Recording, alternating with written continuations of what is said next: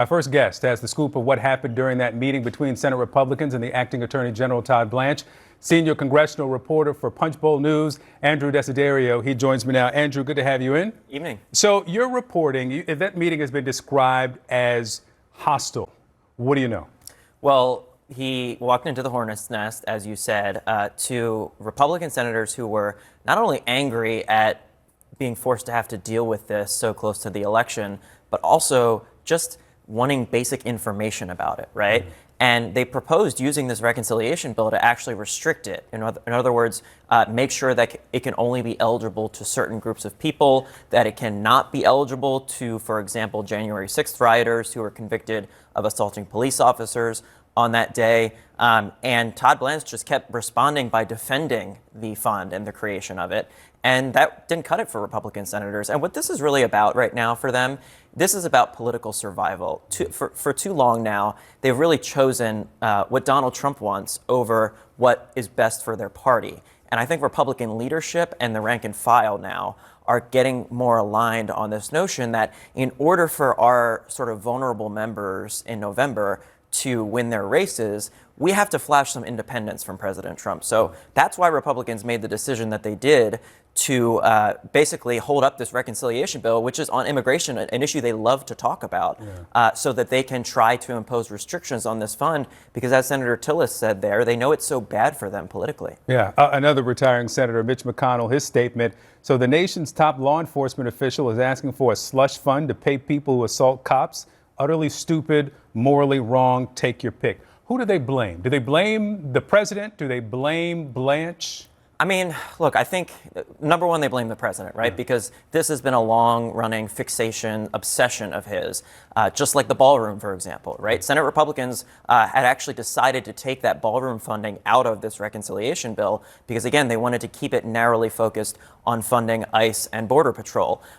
So, yes, they do blame the president, but they also blame people like Todd Blanche for, in their view, really having the nerve to come to the Senate today. And I was staking out that meeting. It lasted almost 2 hours, right? Those meetings don't usually last that long. And half of the Republican conference, around 25 members, I was told, stood up and raised their objections. And that's rare. You don't see that during these meetings. I mean, during Senate Republican lunches, you'll see like maybe 6 to 8 members talk, and a lot of the time it's just like they're giving an overview of what they're working on.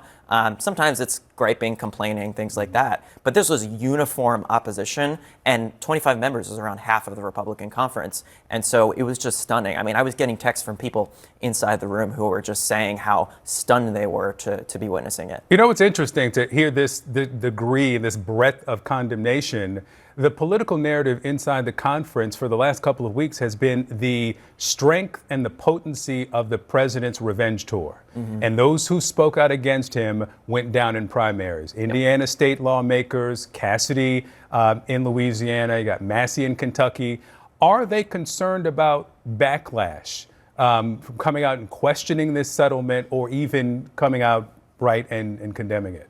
Absolutely they are. That's why you saw, for example, after the president endorsed Ken Paxton in the Texas Senate race, all we really heard from Senate Republicans was sadness for John Cornyn, their colleague.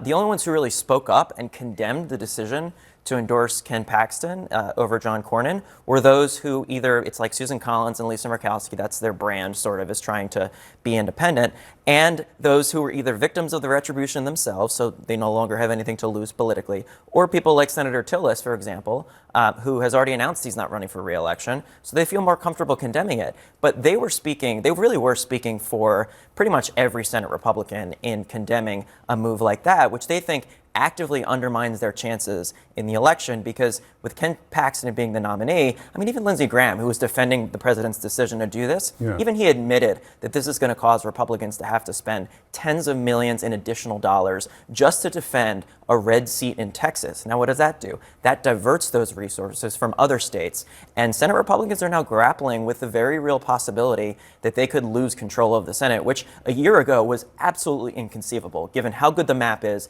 and the fact that they're starting off with 53 seats, which is a pretty good cushion to start off with. You were talking earlier before we came on air about how you expected to be covering a vote-a-rama tonight in the Senate.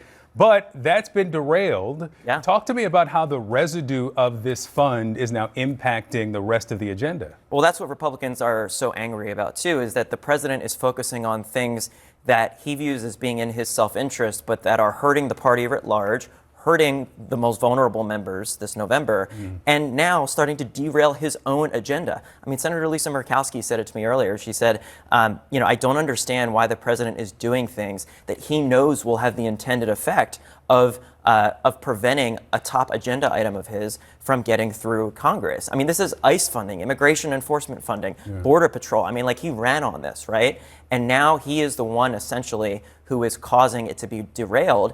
And Republicans are frustrated that those ripple effects are going to extend through to November and start to impact them in their own races. Andrew Desiderio with Punchbowl News. Thank you. Thank you. Let's talk to former